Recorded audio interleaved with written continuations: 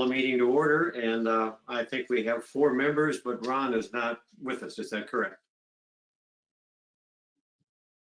Yes. Okay. Do we have any members of the public? No. Okay, we'll move on then to the consent agenda. Anything in the notifications of paid allocations that requires discussion?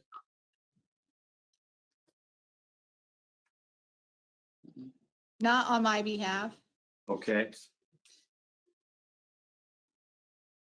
Can move then to what's going to happen this Friday, which we were notified of, so. Have any of them come in, Amy? I'm sorry, can you say that again, Vern? Yes, the proposal applications are due on Friday. Yes, that's correct. And none of them have come in yet. And then can you guys please vote on the consent agendas for the meeting? Oh, okay, we need to approve that, right? Yeah. Yep. A motion to approve. Thank you, Phyllis. Is there a second? Second. Thank you, Mary. Any discussion? All in favor, say aye. Aye. Aye. I think that's approved. Thank you.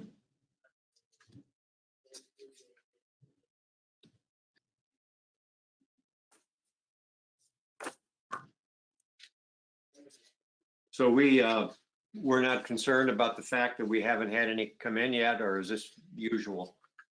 I think it's pretty usual for it to come in on right on time. So I wouldn't be too concerned yet. There were 3 agencies that reached out requesting the RFP. I'm not sure how many programs there will be. But I just put that on the agenda too as items for information that just remind all the board members, there was an email sent out requesting if you wanted to receive the applications by picking them up at the health department or through the mail.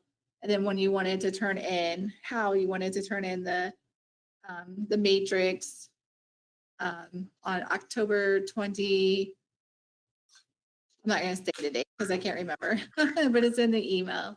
And I then, got it here somewhere. yep, Yeah. okay, great. That was it. October 26th. Did you have questions from any other than the usual agencies? No, nope.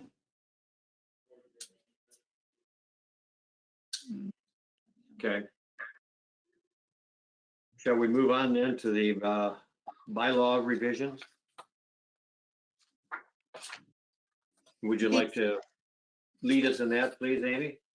Sure. So during the last 377 board meeting in July, we reviewed the bylaws and there was a couple discussions regarding amendments. And so just a reminder that this meeting would just be notification of the potential amendments. And then during the regular board meeting in November would be approval of the amended bylaws if the board wishes to do that. And so, Okay. I highlighted, there was 3 changes as discussed during our last meeting in July. So I highlighted those 3 changes in the packet. So can let me know if you have any questions or whatever feedback you guys have regarding those 3 changes. Any comments, changes?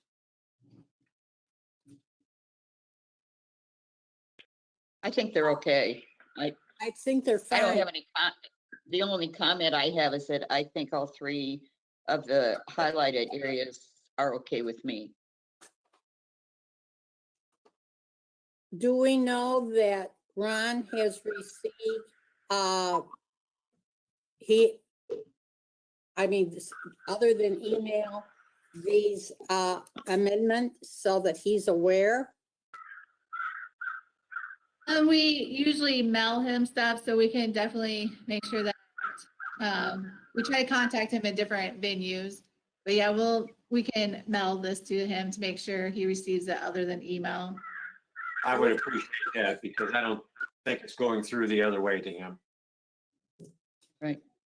I guess I had just assumed that this packet for today had already been mailed to him. Well, the packet, there's not really enough time. We call him ahead of the meeting, but sometimes if we're able to, we mail a notification of the meeting, but there's really not enough time between when the agenda in the packet is complete, because it only has to be completed 2 days prior to the meeting, between when it's completed and when and the time of the meeting. And since we've had virtual meetings, I know the health department started virtual meetings in March. I can't remember when the 377 board, but he hasn't attended any of the virtual meetings. So I'm not sure of his capability either of attending the virtual meeting. I did tell Amy that it's been a few weeks now, maybe even a month. I happened to be downtown and was parked in front of the museum. And as I was getting in my car and getting ready to pull out, he had pulled in behind me. And so we kind of waved and said hello, and he seemed to be fine, like he was out and about then. So maybe it's the abilities to not understand how to come to a meeting like this. I think somebody needs to talk to him and ask him I'll if take he, that opportunity. if he's willing to stay on the board, and what can we do to make it easy for him to attend if he's still interested, but we do need his participation. My plan is to actually send him a letter, in contact, and to touch base on hopefully all of the things you talked about, Jan. And Okay. ask where he is on this, and yeah, I'll try to get that done maybe even yet this week. So That would be very good. Right, and I like what Jan said, that, if he wants to participate, then I guess we need to do what we can to help him. I agree. But Yeah. we do need that other member, I think. Yes. Well, this is kind of a warning for him. I mean, hey. Yeah. Yeah, Yes, it does Okay. that. Just by getting that kind of a letter. Yep. I'll try to write it in the correct tone. I'm I sure. trust you, Vern. Thank you. So we will Thank you, vote on Vern. this at the next meeting, is that correct? Technically, it will be not the next meeting, the meeting after that. The next meeting will just be the presentations, Okay, focusing on that, and then the meeting in November, you guys will vote on it. okay. Okay. Okay. We will mail it to Mr. Moorhead, so he has it through the mail. Okay, very good. Thank you. Okay, we move to what the topic that actually triggered to have this kind of a meeting. And why don't you kind of pick up and set the stage for us, Amy, on this, from March 1st coming back to try to rebudget some of the things in the support of employment. Sure. So there's a lot to discuss with this. On September 4th, Mark 1st sent a request for budget revision, and you guys were provided that in your packet. So the budget revision is, according to Mark 1st, they're not able to use a significant portion of the allocated funds for personnel and benefits in the supported employment program. So they are requesting to take two conference rooms to make a computer lab and a sensory room. And they stated in their request that that would help assist some of the individuals in supported employment and the transition folks, which the transition are the students that are sophomore, junior age through 21 that participate in supported employment activities for their age group. The other thing too, so I'm not sure, I'll leave it to you guys. I know you guys probably have a lot of questions, and so I try to collect some information, but I don't want to like bombard you guys with just rambling on, so I'll hear what you guys have to say. But just also reminder that the supported employment program, you guys did do a contract amendment. Gosh, in like March or April, I didn't look up exactly when, but that was to include the supported employment personnel to be able to provide supported living tasks in the CELAs due to supported employment not operating during that phase of COVID. So I just wanted to have a reminder that the supported employment, you guys have done a contract amendment for this program, and at this time, they're requesting the budget revision. But I can try to answer what questions you guys have. And so this did come to me and just as far as the contract is set up, if there is a minor request for budget revision, is something that we can internally approve. Anything that is 10% over a budget line, an agency has to complete this form. But at $91,000, that was something that Vernon and I discussed needing to come to the board. I think the framework for this is maybe even larger, and that is the ability to go ahead and actually perform or how to perform a program in supporting employment, given the environment that we're in. So this is one of the outcomes of that, and I can understand why they made the request and doing it, but that would be certainly enhancing their abilities through these changes in their facilities. But that would be open, quite frankly, I think, to just about any program they have. Yes, they could do this for that, but so I think that's kind of what we're facing here.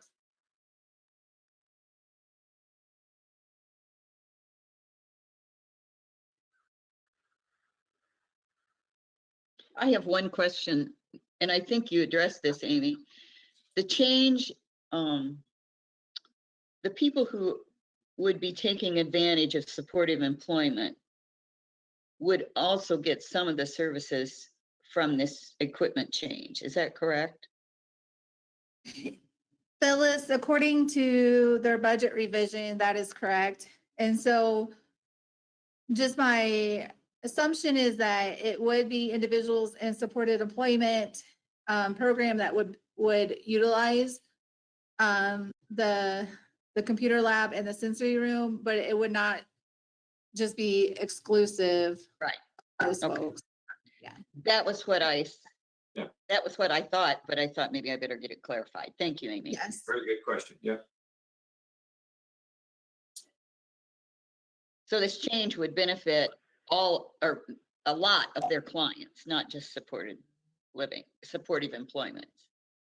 Correct, yeah, it would be, and this was part of what Vernon and I discussed too. So they're making this request in the supported employment program. However, it would really be a benefit to the agency as a whole and their infrastructure versus just the supported employment program. And then Okay. the other thing that Vernon and I discussed, which seems like it was a long time ago, the other thing Vernon and I discussed too is, so as far as their budget, for calendar year 20, the 377 board allocated $352,500 to this program. And at that time, the board agreed to $62,500 in equipment. So that was for the computer software programming, if you guys remember that from when you approved it last year. Mhm. So if you approve the 91,000, just so you guys have the numbers, if you approve the 91,000, that means 153,500 of the supported employment contract would be going towards equipment. So 153,000 out of the 352,000 would be going towards equipment. And so one of the things Vern and I talked about was Is this because, does the board want to based on what you do decide, does the board want the message to be that, this is because of COVID-19? Or because there's concern about the precedents being set that so much money can be used in equipment in a program. So there's pros and cons. That's definitely why it's coming to you guys, because there's pros and cons, regardless of what you guys decide to do.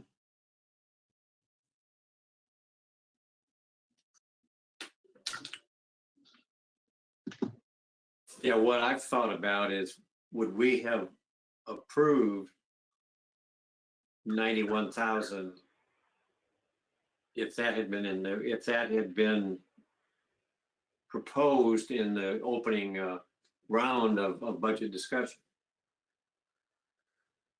Or are we after more of the hands-on and what involves the individuals relative to preparing them and supporting them in employment? Probably, we're not going to be going back to doing things as we used to do them. So there's probably going to be a lot more computer involvement in applying for jobs and less face-to-face. Was that a correct assumption? I think So we're seeing that. Absolutely. And so hopefully this gets us or helps get Mark First to being ready to hit the ground running when many of the restrictions are taken off.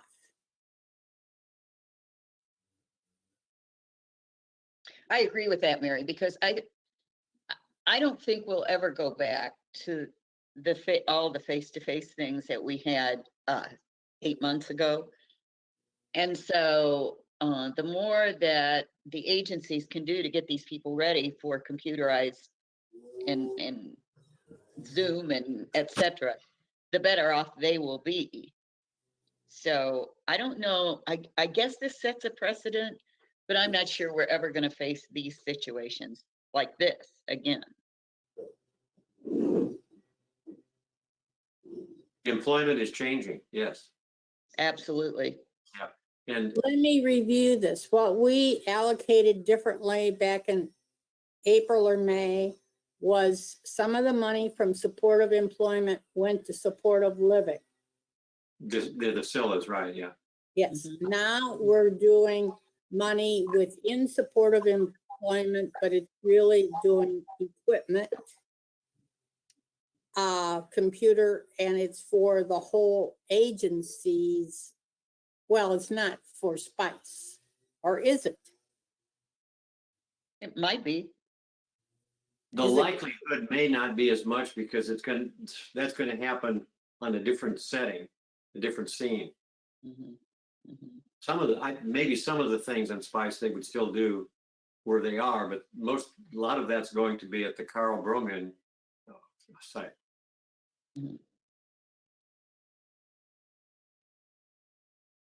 Okay. Well, I don't have a problem with transferring it. And this doesn't have to do with this discussion, but my problem continues to be that we don't have more agencies applying for funds. As Right. that's an aside. Yeah. And Mhm. what we had talked about before was how do we focus more on doing things that are driven to us now by the very fact that we have COVID-19 out there for these populations. And what worries me is it makes it even more difficult given where some of the trends in employment are going for people that have disabilities. Yep. Well, as Amy said, we thought this one was a little too big for she and I to discuss and decide. So, yeah. I appreciate that. I do too. And I don't have a problem with it because I think this is forward thinking on Mark 1st, and I think I don't have a problem with him making the change. But like Mary, I wish we would get more people involved, but more Yes. agencies involved. Yes, I agree with that. Yeah. I think they have done a good job reading through piece by piece what they're trying to do and how this is going to work. So I commend them for that. I think that the proposal was a very good one. I was just concerned more about, okay, is this really now, is this what we're really going to be doing? Is building up equipment and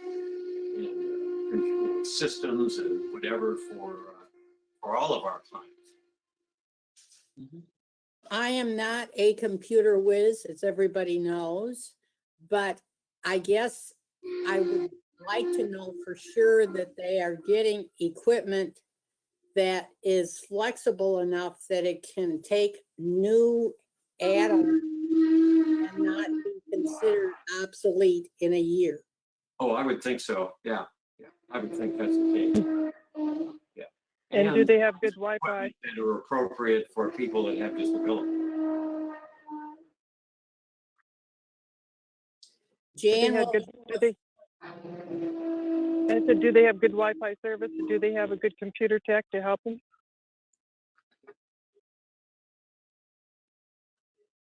I'm not sure about their IT system.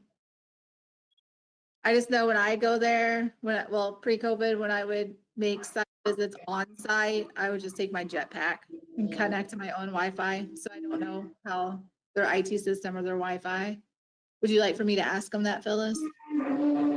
They have the Just wonder if IT they to need it, help if they need to upgrade with that, or, you know, if they're gonna Sure. be I'll- getting There more should on be. the Wi-Fi. That should be part of the package. I would think, I mean, the equipment. Up to a point, some of that comes from the vendor, I would think. Right. You would hope so. The vendors are gonna have to make sure they have that ability or they can't use the equipment. right, Right.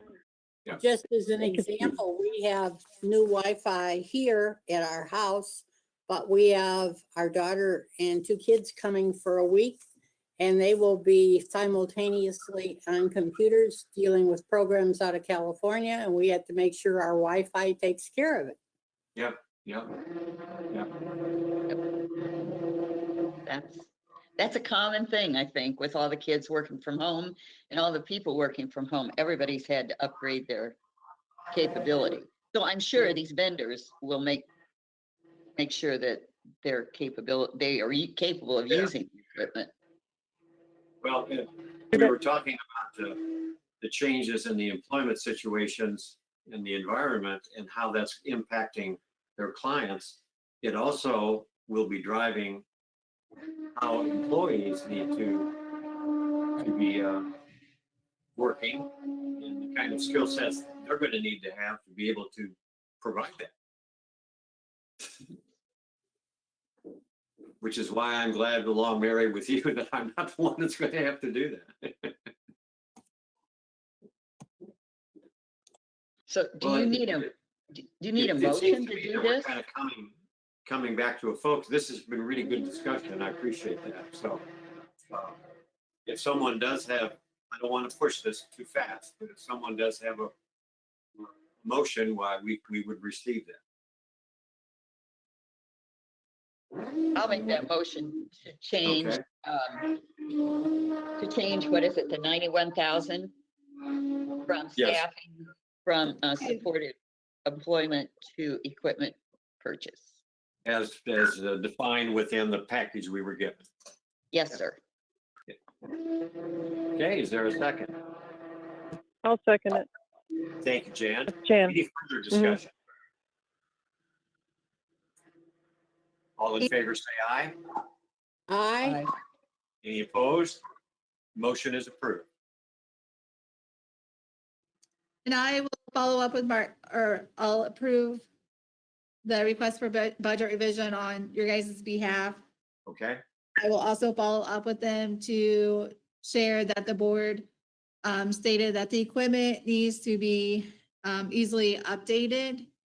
So the longevity of the equipment is appropriate. And then check in on their IT support, Wi-Fi, that needs to be accommodating of the changes and supportive of the changes and sustain. Mhm. Thanks. Yes, Nope.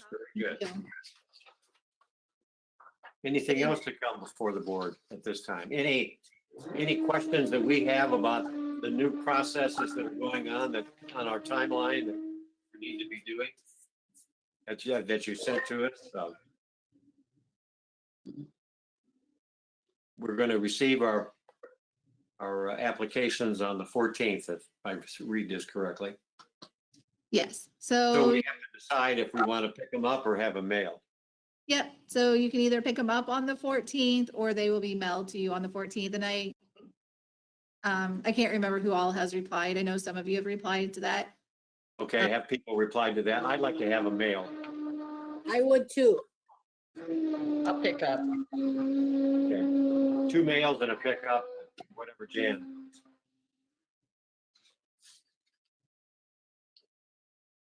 Jan, have we heard from you on if you want yours mailed or picked up? I can't remember. I know some of you. Yes, I said mailed.